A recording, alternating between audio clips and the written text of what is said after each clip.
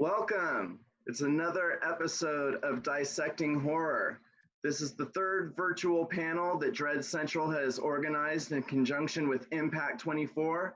And our goal is to approximate the convention experience, specifically the panels, talking with filmmakers who are behind the scenes of some of our favorite films and TV shows. Look, we know it's not the same thing, but with the world the way it is today, we knew we couldn't wait to bring you an approximation of the convention experience and to give our community something to do, a way to engage in these times, a little bit more than just zoning out on your laptop or watching TV. And we couldn't be more thrilled to be doing these.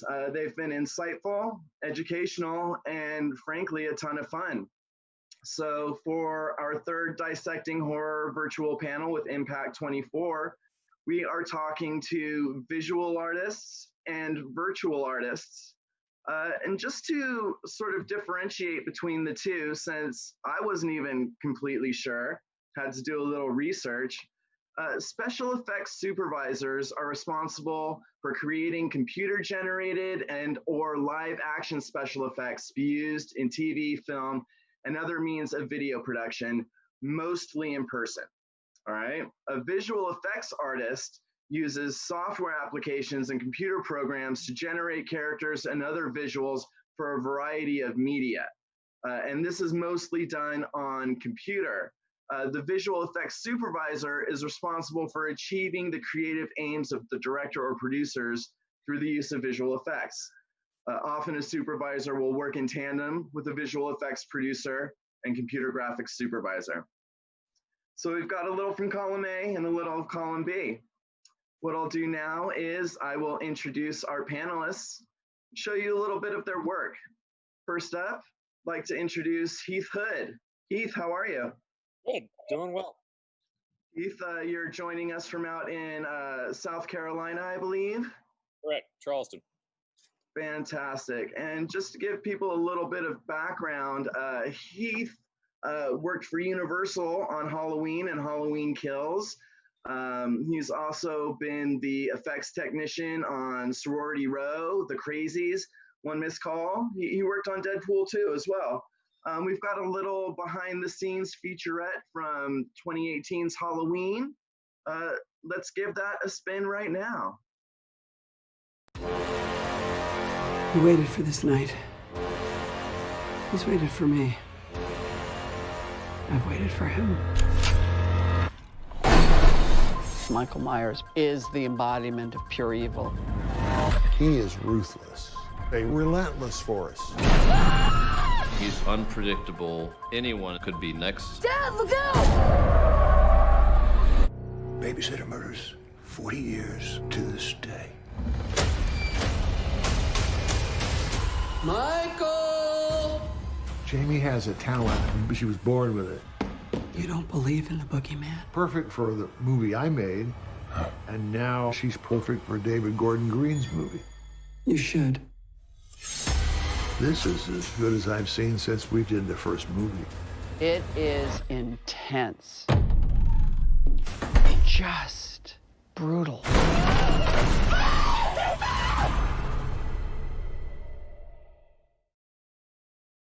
Let me know when. All right, fantastic stuff. So Heath, we'll come back and we'll ask you some detailed questions about the Halloween franchise, but welcome. We're really glad to have you here. Thank you. Our next panelist is Jeremy Hayes. Jeremy, how are you? I'm good. How are you? Doing great. You've been working in live action special effects for 25 years. Very recently, you worked with Quentin Tarantino on Once Upon a Time in Hollywood. And we're actually going to play a trailer from Once Upon a Time in Hollywood as a way of introducing you. And before we hit that, I think it's important to note that not only does this trailer showcase your work, but you actually are in this trailer. Am I correct? Yeah. All right, let's give it a spin. I'm Rick Dalton, and that's my stunt double, Cliff Booth. Actors do a lot of dangerous stuff. Hey, sauerkraut! Cliff here helps carry the load. Sounds like a good friend. I tried. You know who I got living next door to me? I'm Sharon Tate. She's the hottest thing in town right now, probably the world. Man. Uh-oh. Here comes trouble. Oh, the shooting. I love that stuff. What did Charlie say? He said, kill everybody. What's the plan? Let's get him. There's an element of true combat. If you don't beat him, he kills you. Not when Rick Dalton's got a shotgun. I got one crazy weapon you do not want to be on the wrong side of. Oh, shit, that's got it. All right, that's too hot. Anything we can do about that heat? Rick, it's a flamethrower. Yeah.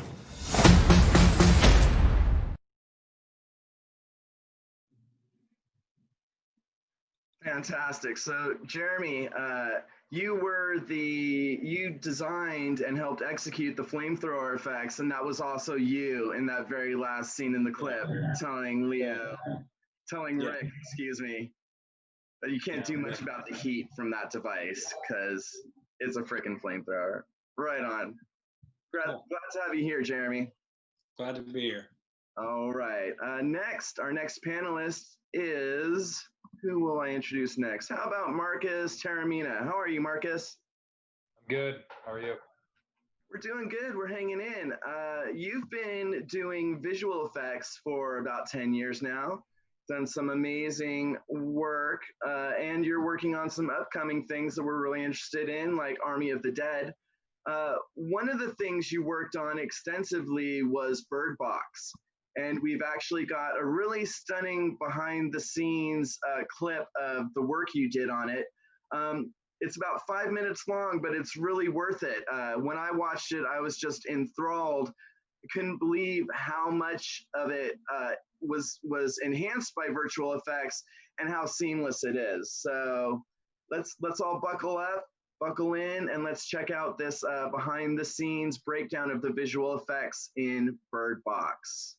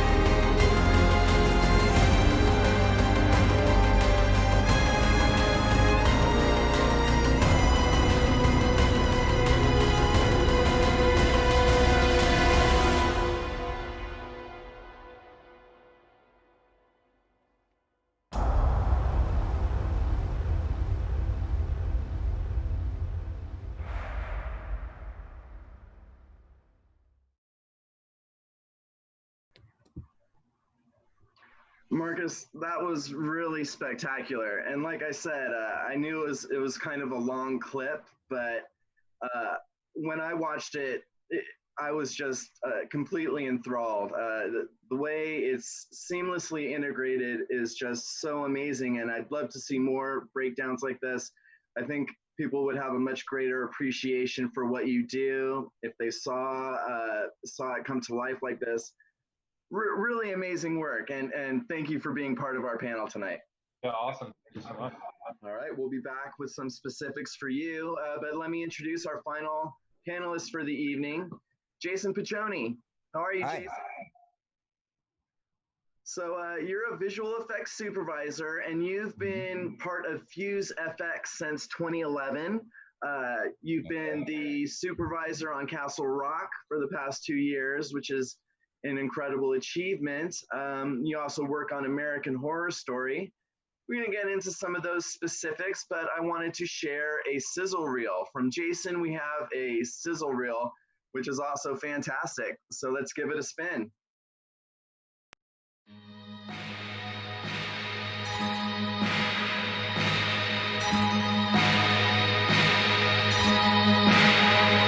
In the land of gods and monsters, I was an angel, living in the garden of evil, screwed up, scared, doing anything that I needed, shining like a fiery beacon. You got that medicine I need, fame, liquor, love, give it to me slowly. Put your hands on my waist, do it softly. Me and God, we don't get along, so now I sing. No one's gonna take my soul away.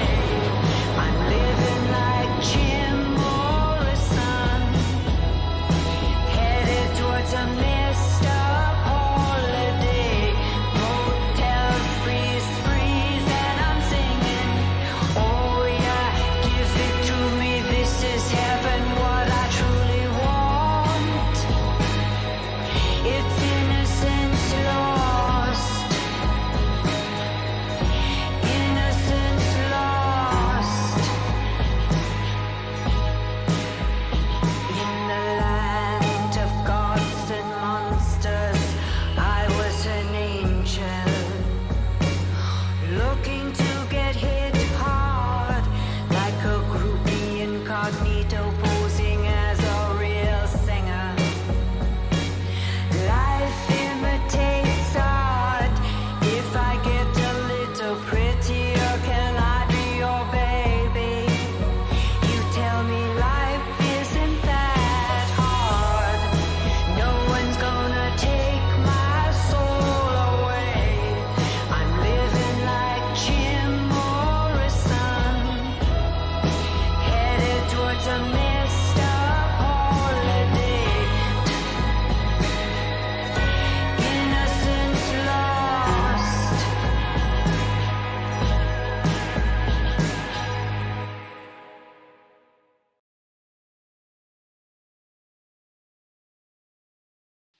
Hey, Jason, that's a fantastic sizzle reel. Tell Thanks. me, who's the what's that lady with the head that becomes a spider, kind of reminiscent of The Thing? What's that from? It's from Salem, Okay, the Brandon Braga show that was on, I think, WGN for a couple of years. fantastic. I might have to check it out. Looks great. Fun. We actually have a question that came in for you. Okay. Since we just got done looking at your sizzle reel, I'll just dive right in. As part of the Fuse FX team, you won an Emmy in 2015 for Outstanding Special Visual Effects and a supporting role for American Horror Story. Congratulations. Why do you think the effects stood out so much that year? And was there an episode or scene that season that you are particularly proud of? Remind us again what year it was, 2015, which iteration of That American? was from season 4, which was Freak Show. So we have you to one of the thank big for things those that's- awesome twisty effects. So we had Twisty in that one. We had Sarah Paulson playing conjoined twins. So I think that got us a lot of attention, which was nice. one of the things about the Emmys is you submit per episode. So in an episodic model, or in a non-streaming episodic model, it's a bit hard. You're trying to spread your resources around for the whole season. So you need to get a little bit lucky and have the stars align to do enough in one single episode for that to be competitive, unless you're Game of Thrones. Mm-hmm. So I think we just we got a little lucky that season. We rode a good wave of reputation on the show. And for us, it was really nice to be able to contribute. What was fun about that was, we went into this, we didn't know about Twisty at first, but we knew about Sarah, what she was going to do. And, halfway through prep, Ryan Murphy and Michael Goy, the cinematographer, just said, we're not really interested in any of the logistics of what you might want to do to make this easier. We need to shoot the show how we shoot the show.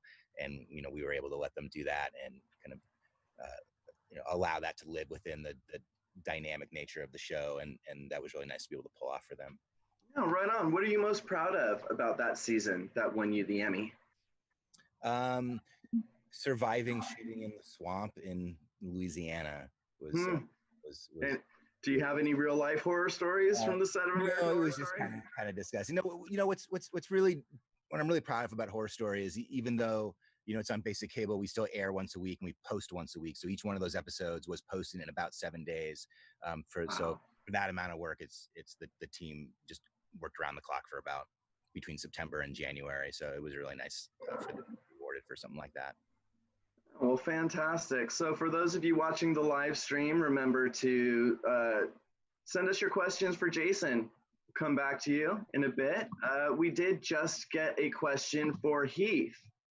Heath, can you tell us anything about the upcoming Halloween movies? Well, Halloween Kills is kind of like Fight Club, and we don't talk about Fight Club. Nice. Is there anything at all you can tell us? It's bigger, it's badder, it's scarier, and it's hotter. Fantastic. We're excited to check that out. It's like everything you want in a Halloween movie. And what's the production schedule? Have both Halloween Kills and Halloween Ends been finished principal photography, or did that get thrown off by the pandemic? Halloween Ends is still slated to start this fall. Okay. Probably end of summer, early fall. We're just waiting to see what happens with the pandemic and when we're going to be able to go back to work safely. Halloween Kills is in the can and ready. So fantastic. We can't wait to check that out. Keep submitting your questions. Anything else you want to know from Heath? I'm going to move on. We got a question for Marcus here. Marcus, what was the most intricate effect you had to work on for Bird Box? That would have been, believe it or not, what we ended up calling the presence. So the actual creature in the movie, all the way through prep, production, and some of post-production was an experiment in non-efficient filmmaking, let's say. So we tell. Well, look, like in the end, there wasn't quite sure if we wanted to see the creature or not. That was the biggest thing.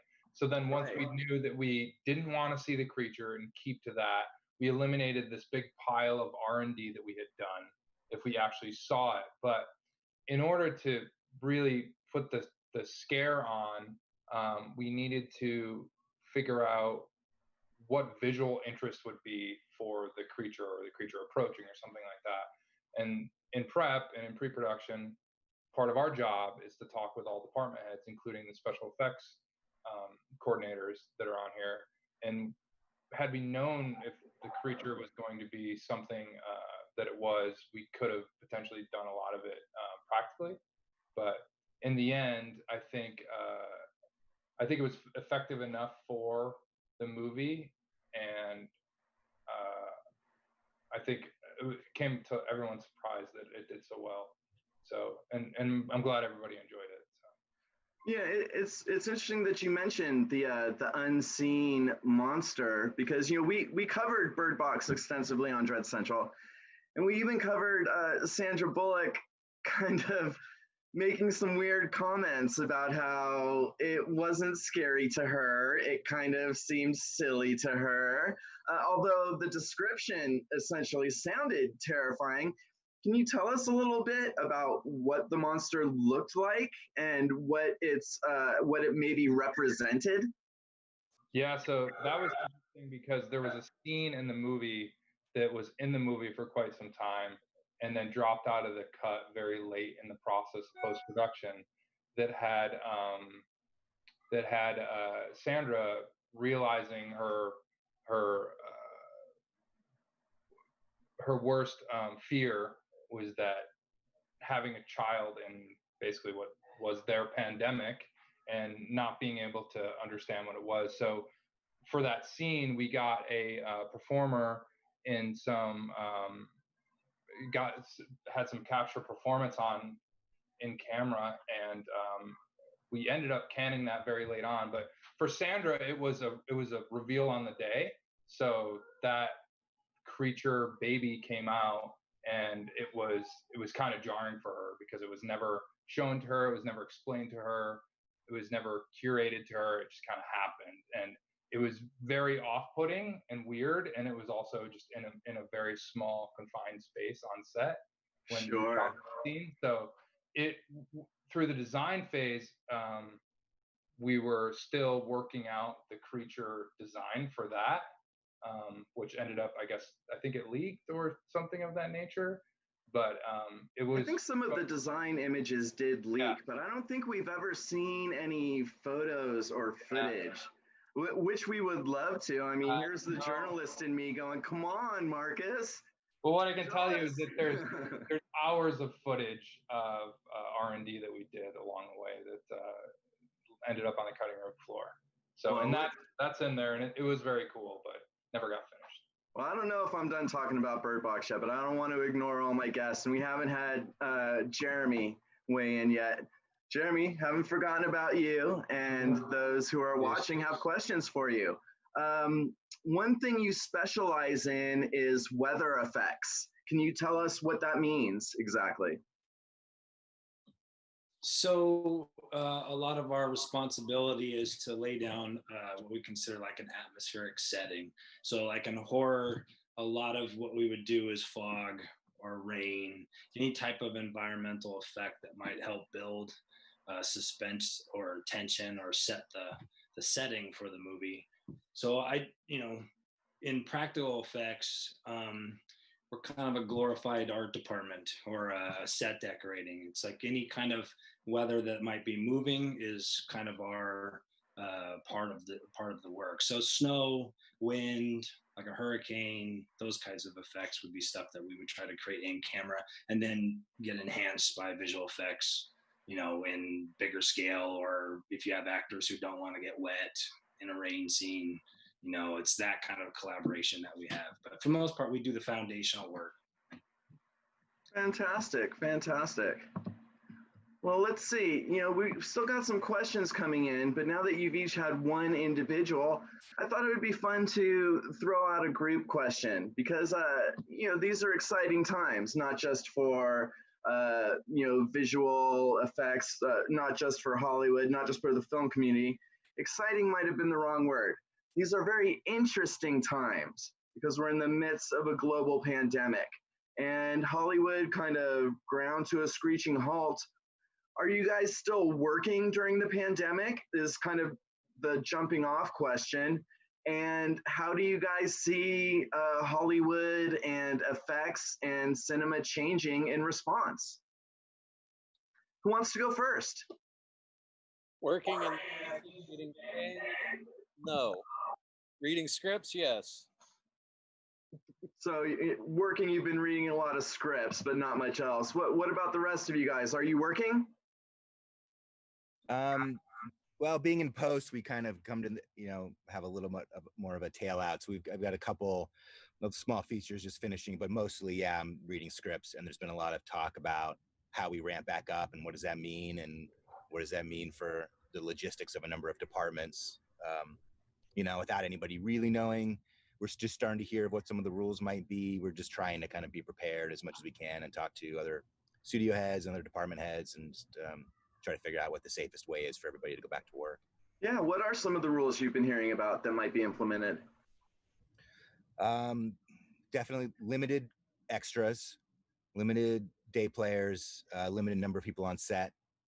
There's a bunch of rumors about makeup and who can be around and touch people. I think certainly all the food service related things, crafty and meals and stuff are going to be affected. I'm not really sure how yet, but I'm imagining the days of a big food spread that everybody, grab and lays their hands on are probably over for a little while. But I haven't heard too many like specific action items about what that might turn into. Marcus, Jeremy, you guys heard anything or have any ideas how the industry is going to change when the pandemic is over? Yeah, I mean, I think Jason kind of nailed it, and Heath as well. Like we're kind of in a waiting pattern, a holding pattern, if you will. And I've been fortunate enough, again, because we were deep in post-production to be able to kind of move to a work from home scenario. But I know there's thousands of people out there that don't have that the post-production ability. So a lot of these guys just work on set. So it's kind of we want to get back to work, but we want to get back to work safely. And I think all of us are willing to do what's necessary to get that going again. I have something to interject. Yes, please, Jeremy. So in my situation, I was involved in like 3 projects when it all kind of went down. One was a movie that we were going to start our first day of shooting, I think March 16th. And about 2 days before, they kind of just did the hold, let's wait and see what happened. And they gave themselves 8 weeks to kind of determine, what the fate of the world would be and whether they wanted to continue on with the project. Since then, they've just decided not to do the project because they had stages that had sets already built and they were holding stages. And because there's no sign of when we're going to go back to work, I think for them financially, they were like, we can't keep this going. A TV show that we were almost done working on had 6 episodes left, but because it's a live audience kids show, they're like, okay, and the show is driven by the live audience, like the audience chooses what happens next. They're like, kind of like, well, do we come back? Do we not come back? Do we wait and see? But they still seem to kind of feel like they want to kind of keep going. But like all of the major features, I think they have the problem with actors that are like new projects, have actors committed to projects that didn't finish. So they have those kinds of scheduling issues. And they're also just, maybe there's some fear of the second wave thing. And so the bigger the talent, they kind of go, oh, maybe we'll wait till next year kind of thing. So I feel like I've seen a bunch of different, manifestations of the concern about things, but I feel like we're just starting to kind of come out a little bit to where we can have these kind of conversations and go, okay, well, what does it look like? So, right. Yeah, I think that's a really good point. There's really no way of knowing right now because it's still a fluid situation. And we can all imagine in our own ways what safety might look like, but there are still these X factors, a second wave potentially, and the need for a vaccine before we can truly return to normal. It's depressing stuff, but it's important to talk about, and I'm sure that people who aren't in the industry but rely on films for not just entertainment but for comfort during trying times, it's good for everyone to know how it's affecting all aspects. So appreciate you all giving your input. Now, how about switching gears violently to what's been for the past 10 years probably the main debate whenever we talk about special effects, and that is practical versus virtual effects. And I've not long, but for the past year or so, I've maintained that we've come to a point where you can't really separate the two anymore. Marcus, in your virtual breakdown for Bird Box, everything was so seamless with the virtual effects you did. And I think that we really have come to a point where not only are virtual effects good enough to be indistinguishable, but that the best special effects these days come from a marriage of both practical and virtual effects. Agree or disagree? Let's jump in. Let's tear this issue apart. Who wants to go first? I'll jump in. Please do. Totally agree. I think the melding of the two is super important. And when you get what a lot of people call seamless effects, that's because there was a good relationship between the practical and the digital. And if our teams have something to work from, both from a look, from all sorts of different things in a practical manner, then we can replicate that in the computer. But going back to kind of the safety thing too, there's a point in which we can't do certain things practically because it's not safe, or there's a previous accident happened on a previous show or episode, and that's where we kind of take that on and say, okay, we'll do this, but let's try to do this portion of this shot or this scene practically. And I don't want to speak for Jason, but I don't think any visual effects supervisor would necessarily say that we would never want any practical effects. And I don't know if it's interesting because the debate it's separated. And it's like, no, they do this all practically. And a lot of things are still done practically, and we want them done practically. It's just we're here to enhance that and to build upon that. So these two give us, and everyone else from special effects gives us the foundation to make the visual effects look good. Right. I think there's a perception that we fight. You know, I get this question a lot, and one of the things that I try to explain is, we're also all trying to stay on budget. So if we come together, which we do all the time, and say, look, if you can do this, it'll help me here, and I can do that, and really, what's the best bang for your buck? Not only between visual effects and special effects, but also with makeup effects. I've been very fortunate, with my career on Horror Story, to work with some amazing makeup effects people, and I mean, really, all the department heads on that show are amazing. But since we do so much makeup effects and blood work and monster work, to be able to go through 10 years of just like break up a meeting and, hey, can you? Yeah, I've got this, and we can do that, and then you can do this, and okay, I can save money on this.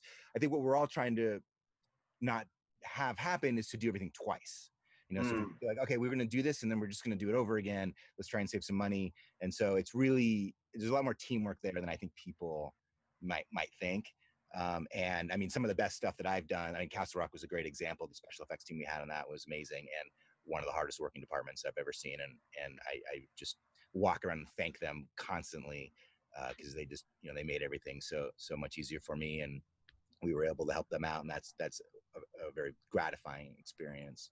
I don't think I've ever really had experience where we fought over anything, or it's like, no, Right. That just kind of doesn't happen. But there is a picture painted, it seems, as though like the special effects and visual effects like do this, and it's actually it's a marriage. Yeah, it's a marriage, sure. That adds a little bit, but you've got to work together to make the show. Right. We'll leave the fighting to stunt department. They can. There you go.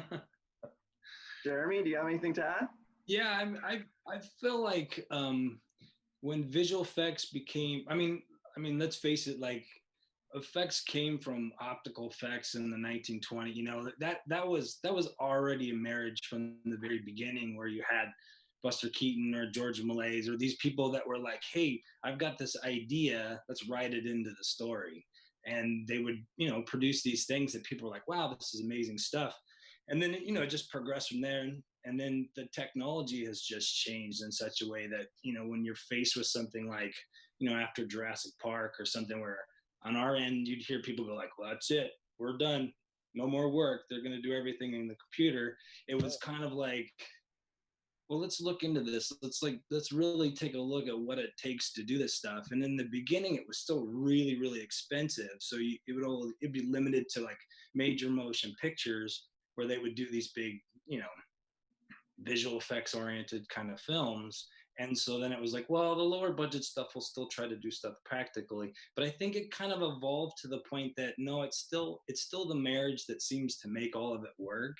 You'll get these, I think the thing that is probably frustrating for all of us is a couple of things happen. A director has an idea on something that he'd like to do in camera, and it's really not prepped in such a way that's like, oh yeah, we can really nail this, but it's like his pet project, so we do it anyway, and then it ends up getting cut anyway, or visual effects now has to take this thing,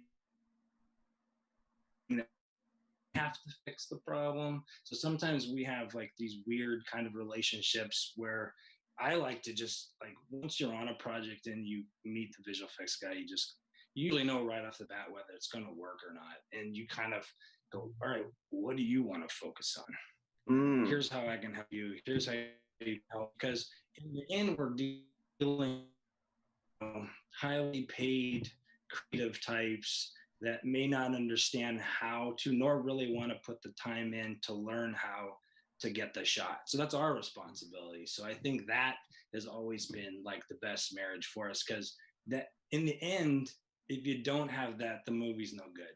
At least in my opinion, the movie's no good. We'll see it. You can't fake it. So that's my opinion.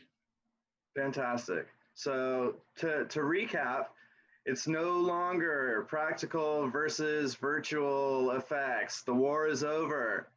The battle was non-existent, and it's a beautiful, happy marriage. So stop making problems where there ain't any. Let's all just love each other. Am I right? Yeah. All right. All right, I got a couple more questions for the group, and then we've got some individual questions flowing in as well. For each and every one of you, what is the most gruesome kill that you've worked on in a horror movie? Jason, start us off.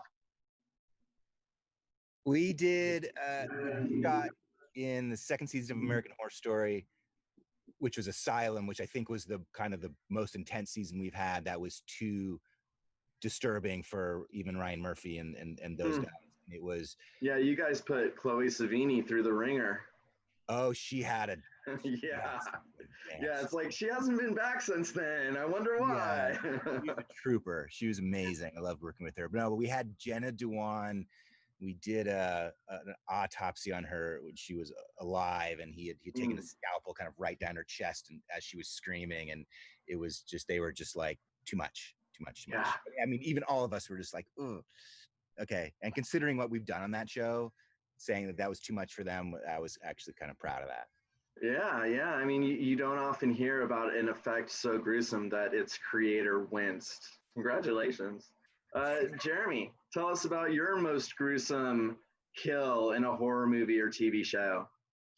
I don't know if what Once Upon a Time is classified as. I don't know if it's exactly horror, but it's horror for now for this conversation. Sure. We had Manson in it for like a second, so that at least counts. But I think Quentin's desire to all of a sudden take the flamethrower to the pool and torch the girl in the pool was a little bit of a turn, because it wasn't scripted. It was just something that he kind of came up with once we got into the flamethrower work. But just the idea that not only was, it was actually a real person. I mean, it was makeup effects, but she actually, the makeup of the application that she had on her, she was still getting torched in the pool. Wow. And there was a point where we were like, when we stop, is that still going to be makeup, or is that going to be something else that's real? And so there was a little bit of stress involved, but we just felt like, all right, well, if she can't take it, then maybe she'll just drop down into the water. Wow, I'm never gonna look at that scene the same ever again. Hey, can you just tell us a little bit about the what it's like working with an actual flamethrower? Yeah, it was kind of weird. I didn't have a lot to do on them, and because all these big name people involved, that you're sitting at the table, you realize I gotta make this into something. So at first they had the normal conversation about, we'll just do close-ups with Leo, and then we'll have stunt guys come in and do the other stuff. But I kind of felt like, well, we had 3 months to play with it. Like if we could come up with something that Leo could use himself, would they for it? And they were very much like, well, Quentin was definitely like, well, yeah. And once the thing, it was a World War II flamethrower that he had kind of scripted in there, and it was just a line in the script that just said, you know, like, hey, this other movie that I was in, it was just supposed to cut to him burning the Nazis, and that was the only time that we used it. But it was kind of like, all right, well, it has to be a fuel propelled flamethrower, because there's a liquid propelled ones, they have a very, very pink look, and those are what you would use in the World Wars. And unfortunately, here in the state of California, they didn't allow us to do that. They had kind of put this ban on flamethrowers in filming, and they could only be propane fueled, which you saw the two together, it just doesn't tell the story. They're not right. And but we got with the state fire marshal and a few people, and they said, if you can make something that we feel is safe, we'll play. And so we figured out a device that basically was efficient enough to just propel the fuel far enough, but by the time it got to its source, it was pretty much burned off, so there wouldn't be any residual lying around. And we created a little, it talked to us. So we didn't really let Leo fire it. He has it in his hands. We control it. But what we did give him was an activation trigger. So we knew that he was ready. When he pulled the trigger, it would tell us to turn it on. And if he let go of that trigger at any time, or if it fell out of his hands, or if it got too hot, as soon as he released it, it would shoot CO2, carbon dioxide, down the barrel and clean everything out before, like, as it was shutting off. And so they were very much like, oh, this is great. We can totally use this, you know. And like every movie, they say they're going to give you 2 weeks to train the actor, and then he's going to get, on the day that we shot it, he finally like looked at us. Are you sure? We said, yeah, it's totally fine. Right on. And as we can talk, I mean, I told him everything I knew about, which turned on Wikipedia like 3 weeks before, and he bought that I was the expert. I mean, nice. Why wouldn't he? Yet I told him I learned it on Wikipedia. My favorite thing about that was the fact that you said there was just this one line. There's always just the one line in the script that we all kind of look at each other and go, wait, are we going to do that? Or like, is that at some point? And then like a week or two before, they go, hey, what about that flamethrower? And you're like, I don't know. I love these behind the scenes stories. Marcus, tell us your most gruesome horror movie or TV show death. It's a tough one. I'll tell you, there's some really cool ones in Army of the Dead, but I can't close any of those. But what I can say, can't wait to see that. There's some really fun ones in Bird Box. I think when Lydia walks into the burning car, which we actually saw in your breakdown, yeah, it was the most disturbing. Like, it was one of those uncomfortable moments where even if we screen those shots over and over again, every time our guts would go, something's not right, and something wasn't right. It's like we were actually seeing somebody burn themselves to death. So I thought that was pretty disturbing. And that scene too, when Cheryl takes the scissors to her neck, was just always jarring for us as well. The review of those shots and put the blood in a quote tasteful way. Right.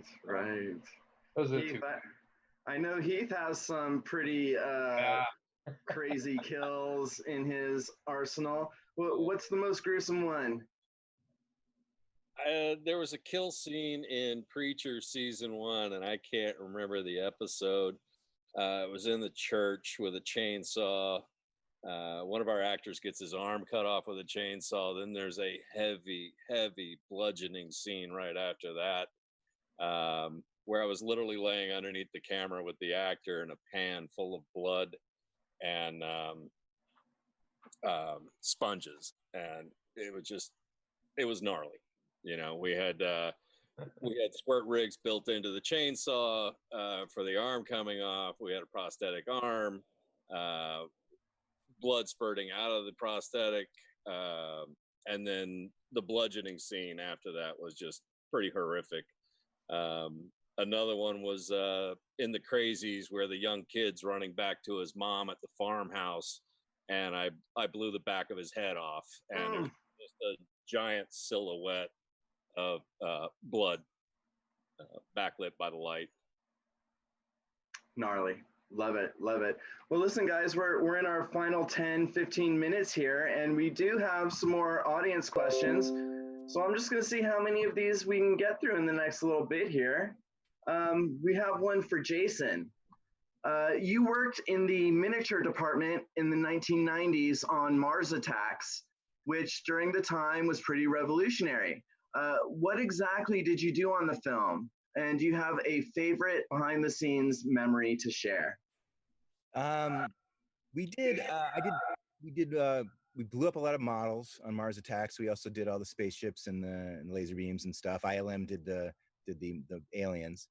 It's funny, the one story I remember, and I always debate myself whether this is true or not. So when we did Vegas and we destroyed the building that Jack Nicholson was in, I can't remember the name of the hotel. It was a real hotel, and they were razzing it. They were destroying it, and so we went out there to shoot them blowing up the building. And we thought, oh, we'll just shoot them, doing the construction and the demolition, and then we'll put the spaceship in, which is basically what happened. But when they do those demolitions, the hotel's supposed to just implode all the way to the ground. This one actually stopped halfway through and fell over almost into the strip. Wow. And we were there shooting. I wasn't there, but they were there shooting, and everything was fine. Nobody got hurt. We came back, and we're watching dailies. These days you get dailies in your email when you wake up, but back then you had to go to a film projector and sit there and do that. And so we were watching dailies, and about the third time through, I noticed that there's some people on the sidewalk, and there's actually a couple that had just gotten married, like in a tux and a wedding dress, ran across the street, almost got hit by a car, ran past camera. And I looked over at my boss, Mike Fink, and Tim Burton, who was sitting there, and I said, oh, I didn't realize we had any on camera, any stunt people or anything. And they went, no. Were they extras? Or no, those are real people. Yeah.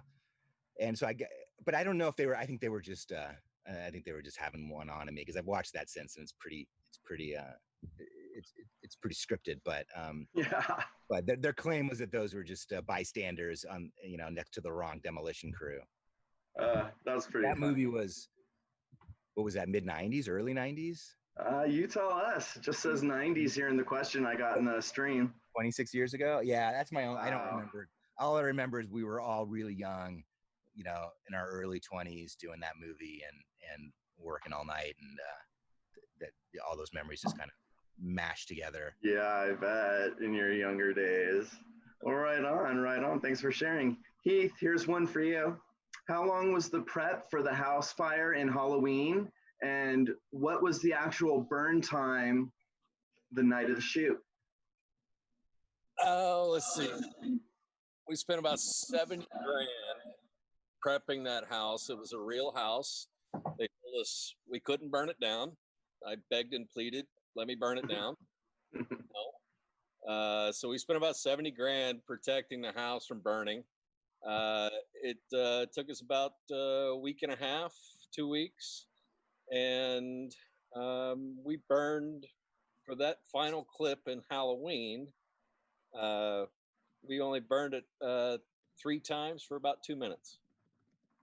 Wow. Impressive. More to come. Right on. Marcus, you have worked in the visual effects industry for the past decade. How has the industry changed from when you first started 10 years ago? I'd say, I guess I'll answer this from a visual effects standpoint. I think the processing speed and all that has jumped dramatically. I think we all knew it would, but sometimes I'm amazed when we see shots come through rounds that we gave notes on 3 days ago. Back earlier on, it would be, weeks, sometimes months. If when they would churn through to get all the shots, like with big simulations and such.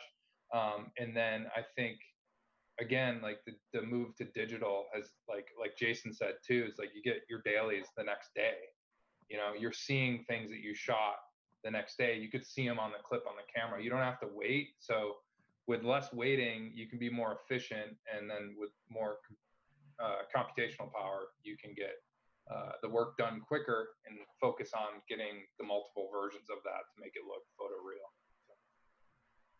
Fantastic, fantastic. Back to Jason. You have directed second units on projects such as The Town That Dreaded Sundown, Castle Rock, and American Horror Stories. How is this role different than the visual effects supervisor? How is directing different? I mean, obviously, there's a lot more that you're responsible for, and ultimately, you're it. You know, there's no, hey, we're gonna do this because they want, like, it's you.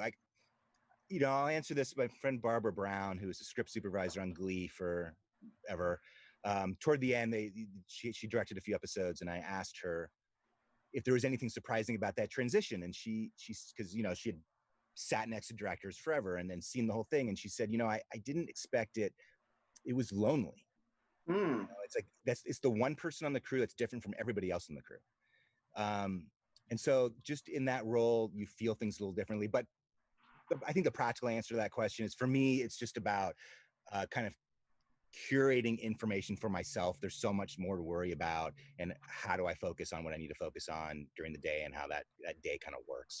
Whereas, you know, if you're kind of a more normal department head, you're much more focused on you know, tunnel vision into what you need. As a director, you have to be a little more spread out, and so there's a little more strategy with how to get through the day. Awesome, great answer. Heath, back to you.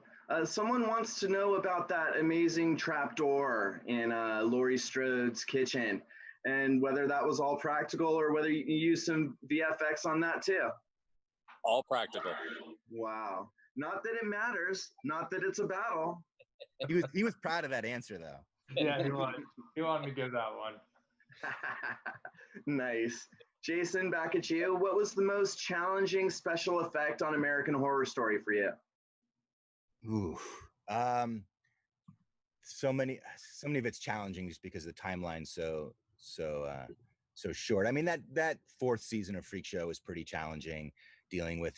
I mean, it was especially challenging for Sarah, having to play two roles at the same time.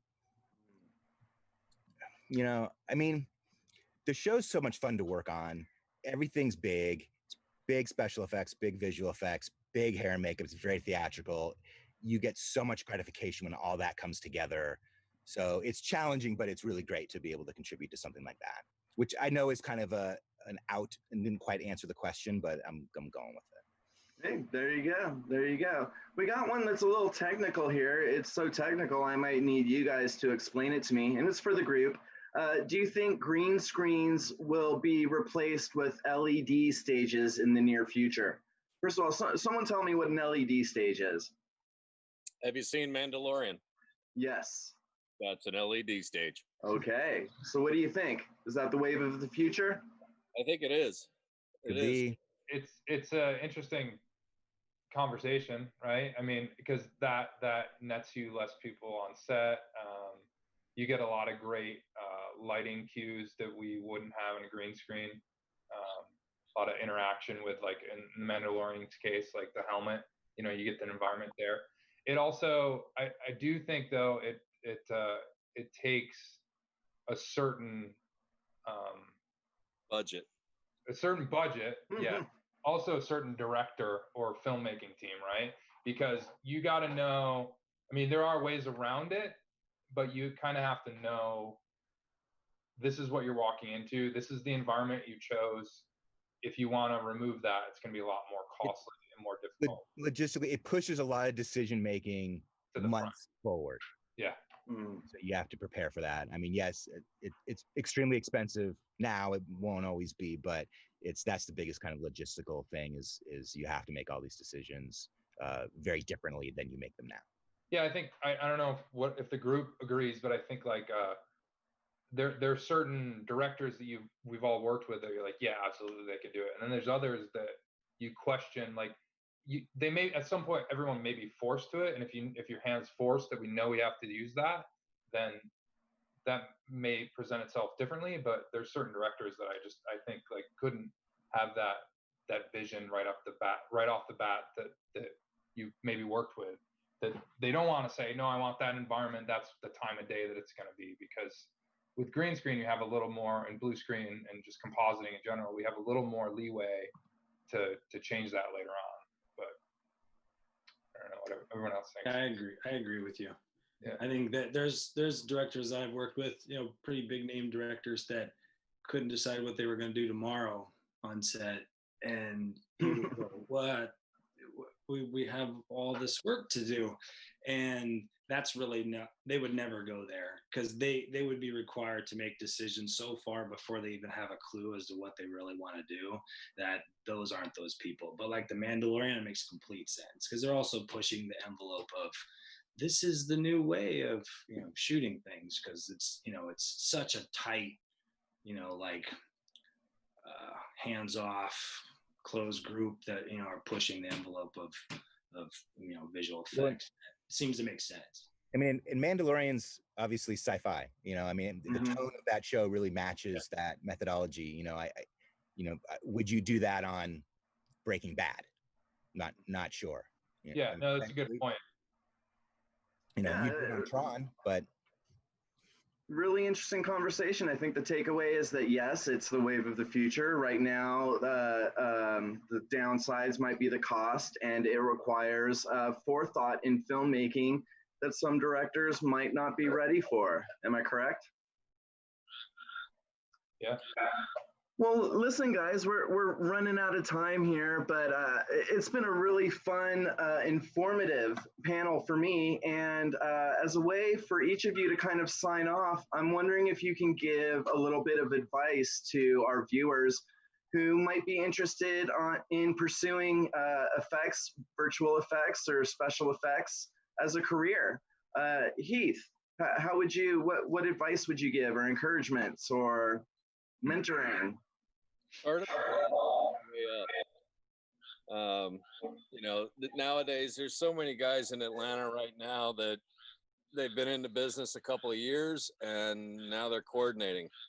It takes a long time to learn everything, and I still don't know everything, and I've been in the business almost 30 years. Start at the bottom, learn your way. Yeah, fantastic. It's been great having you, Heath. Thanks for being part of this. Thank you. Hey, Marcus, what advice do you have for some people who might want to make this their career? I was thinking that before Heath even chimed in, and I'd probably say the same, like listen and learn, because it's ever changing all the time and no one knows everything. And if you go in and just have your ears tuned up and ready to learn, then I think it'll help you in the long run. Try to understand everyone's job. Don't just think you know it. Understand it, and understand what that person does and this person does and this person does. And then ultimately you can get into the point like we do, where we all just you're helping each other. And if you understand what each department's up against, that'll help you in the long run. Fantastic. Jeremy, what advice would you give to someone interested in making this their career?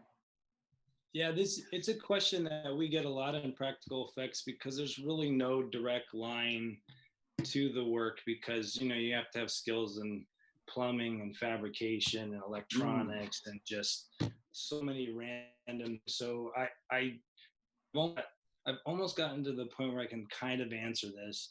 It's kind of like when you want to direct your own film, you really have to be passionate about wanting to do it, and do some research about what it really takes, because you'd be surprised. It takes quite a few years in practical effects to stop lifting really heavy things and not be dirty, because you're also the guy that makes people wet and makes people cold, that dumps blood on them. And you have to have a great personality and probably a good outlook on life and a thick skin in order to kind of keep going and be positive about it.